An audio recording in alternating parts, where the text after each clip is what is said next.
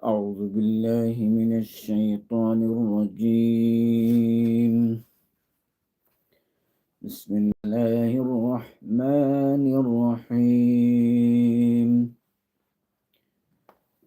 I seek refuge to Allah, Lord of the whole universe, from accursed Satan, in the name of Allah, the most merciful and the most beneficent. إذا السماء انفطرت وإذا الكواكب انتثرت وإذا البحار فجرت وإذا القبور بعثرت علمت نفس ما قدمت وأخرت يا أيها الإنسان ما غرك بربك الكريم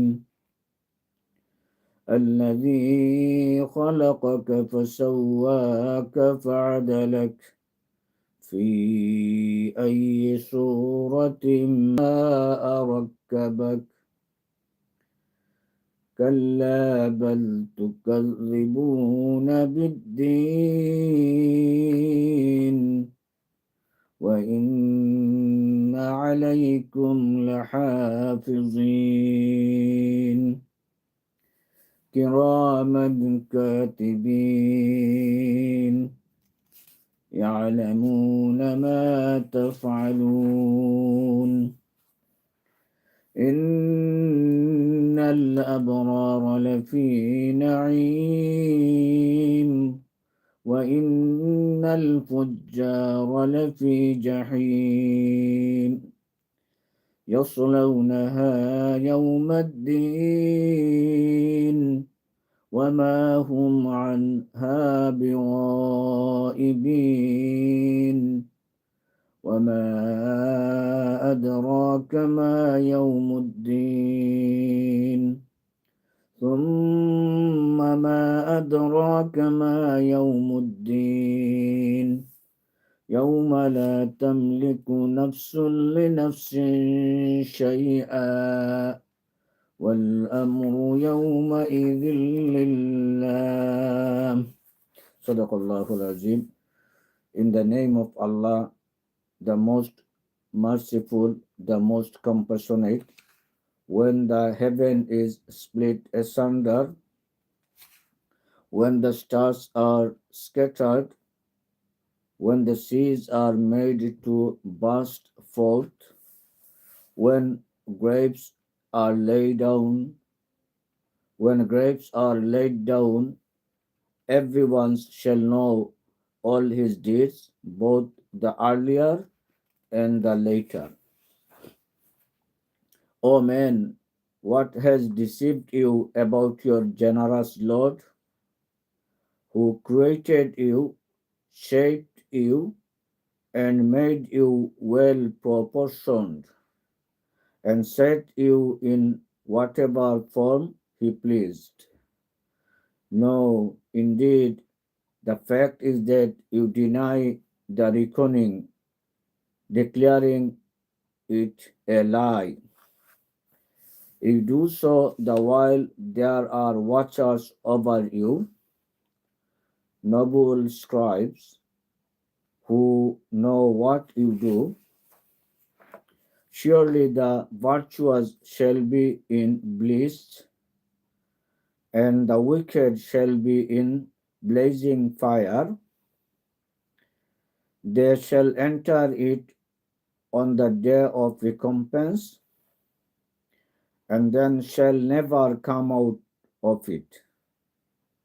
What do you know what the day of recompense is? Again, what do you know what the day of recompense is? It is the day when no one shall have the power to do anything for another, and all command shall be Allah's.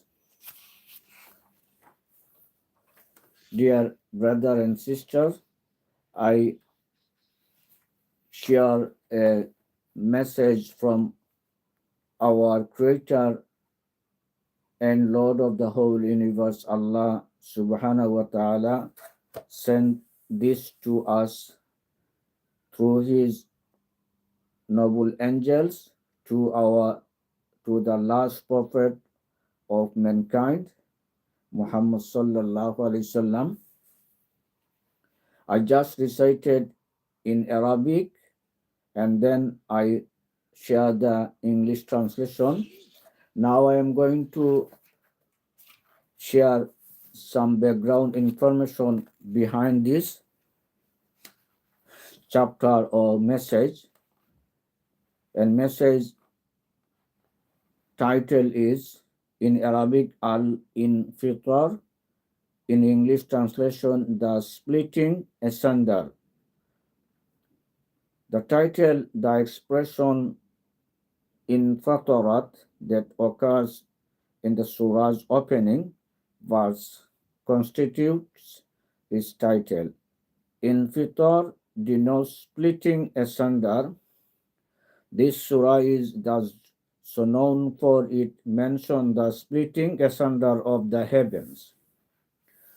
The period of revelation, the surah's subject matter is identical with that of the preceding chapter Surah At-Takwir.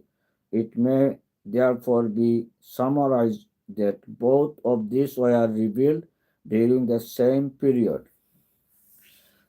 The subject matter and the themes.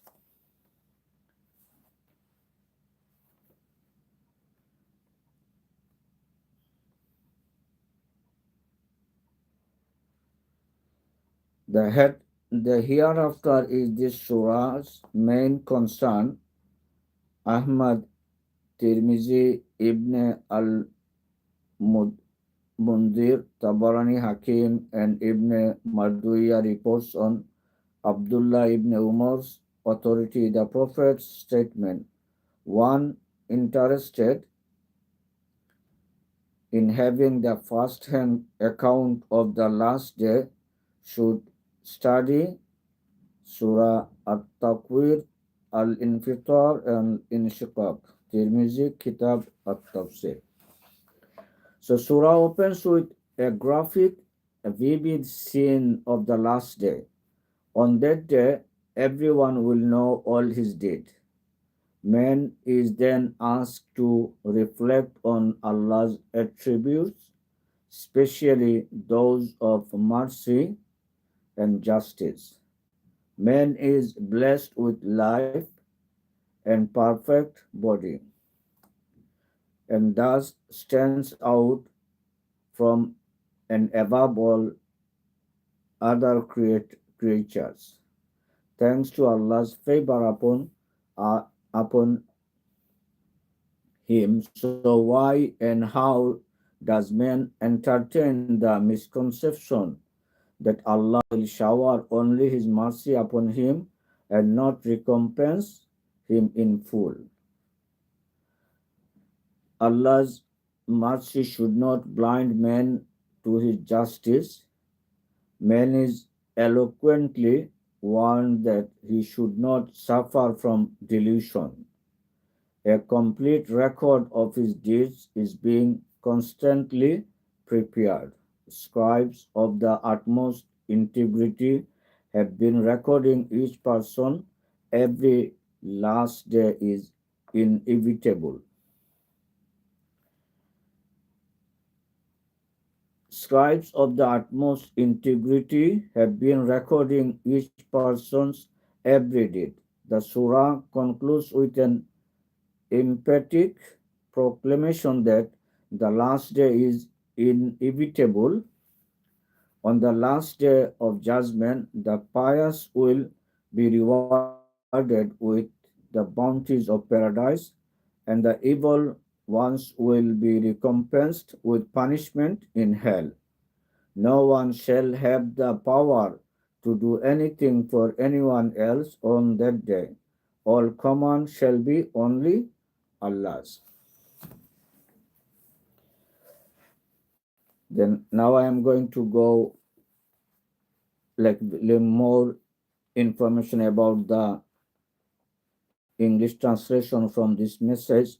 So in the name of Allah, the most merciful, most compassionate. إذا السماء انفطرت وإذا الكواكب انتثرت وإذا البحار فجرت وإذا القبور بعثرت علمت نفس ما قدمت وأخرت. When the heaven is split asunder, when the stars are scattered, and when the seas are made to burst forth. So what it is stated in Surah At-Taqwir that the sea shall be set boiling. Reference is made here about their bursting forth. Studied together, the Quranic account suggests that a mighty quake will overtake the world on the last day. The entire earth will be shaken by the blast, which will result in the boiling and bursting forth of the seas. The blast will split asunder the depth of the ocean, and the seawater will reach its base, which is full of intensely hot lava. As water is made of two inflammable gases, hydrogen and oxygen, it will set in motion a chain reaction of fire. Let us clarify that this is our own interpretation. Allah alone knows the truth. And when graves are laid open, so verses in here 1 to 3 describe the first stage of the last day. In this verse, mention is made of second state, when the graves are laid open, alludes to the resurrection of the dead. And everyone shall know all his deeds, both the earlier and the later. That everyone shall know all his deed, both the earlier and later, is open to several meanings. Some of its tenable interpretation include it may stand for acts of omission and commission, both good and evil. Second, one's records of deeds will appear in a chronological order, detailing both earlier and later deeds. Number three, the reference is to good and bad deed and to their impact on society. يا أيها الإنسان ما غرك بربك الكريم الذي خلقك فسواك فعدلك في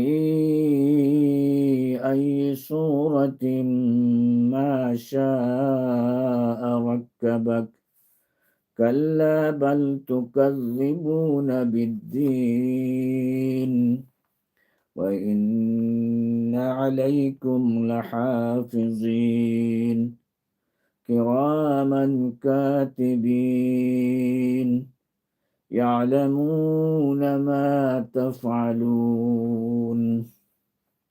O men, what has deceived you about your generous Lord, who created you, shaped you, and made you well proportioned, and set you in whatever form he pleased? So, out of gratitude for his benefactor, the Lord man should have turned himself into his obedient servant and shunned any disobedience of him. However, man suffers from the delusion that he has earned everything, that he has by dint of his own merit. He fails to appreciate the numerous favors done to him by his Lord. Moreover, Allah is so gracious to men that He lets men do whatever pleases Him. He does not instantly punish man for his sins by afflicting him with paralysis, blindness, or lightning. Man misconstructs. Man misconstrues Allah's mercy as a sign of weakness, thinking that he will never be called to account. And no, indeed, then there is apparently no reason for man's deception. Man can see for himself that he has come into being not of his own, nor have his parents created him. A composition of certain elements does not result in his birth either. Rather, the all-wise, all-powerful Allah has created him, shaped him, and made him well proportioned as compared to many other creatures. Man is better in his form, and he excels in power and faculties, acting on reason alone. He should have turned all the more grateful to Allah for his favors, and never even thought of disobeying his generous Lord. Man knows full well that his Lord is not only all merciful and most generous, but also almighty and overpowering as well. When he afflicts mankind with some calamity, such an earthquake, storm, or flood, all the attempts by men to ward off this prove to be in vain. It is in man's knowledge that his Lord is all wise. His wisdom demands that he takes man to task for his misdeed. He has devised an elaborate system of accountability, holding man answerable for the use or abuse of his power. He has enabled man to do both good and evil. Accordingly, he has prescribed reward and punishment for good and bad deeds. Man is fully familiar with this evident truth. Given his, he cannot plead that he was under some deception regarding his Lord. In his own capacity as some authority or officer, man does not allow his subordinate to take liberties with him.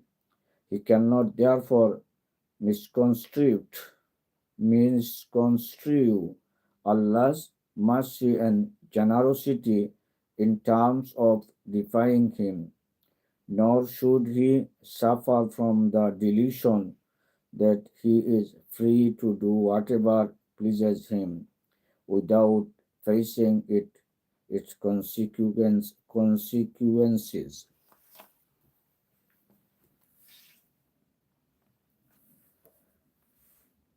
Indeed, the fact that you deny the reckoning, declaring it a lie, people who miscomprehend the hereafter do so not because of any persuasive, rational argument in support of their standpoint.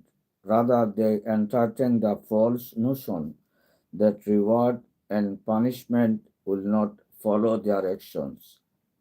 This false and baseless assumption has made them heedless of God, impervious to the act that He will call them to account, and mete out justice. So has man fostered in himself an irresponsible moral attitude. You do so the while there are watchers over you, noble scribes, who know what you do. The unbelievers may mock at or deny the day of reckoning. However, it makes no difference to the truth that Allah will call man to account for all of his deeds. He has appointed cons- conscientious watchover over men who record objectively and accurately all of his good and bad deeds. No action taken by men is hidden from them, and this regardless of whether it is done in the darkness of night, in some remote region, or in the topmost secrecy and privacy. These recording angels are described in the Quran as honorable, noble scribes who are not partisan in their record keeping, without any motive of supporting or opposing anyone. They honestly record what man does, nor are the nor are they dishonest in any degree, by way of evading their duty and inserting wrong, unfair entries in their record. They cannot be bribed or influenced in any way. They transcend any weakness or loves. So both the pious and the wicked should have the satisfaction of fair play. No one will be falsely implicated by them. The Quran also highlights their other quality. They know what you do. In other words, they are mark, markedly different from intelligence agencies, which do not have access to the whole truth.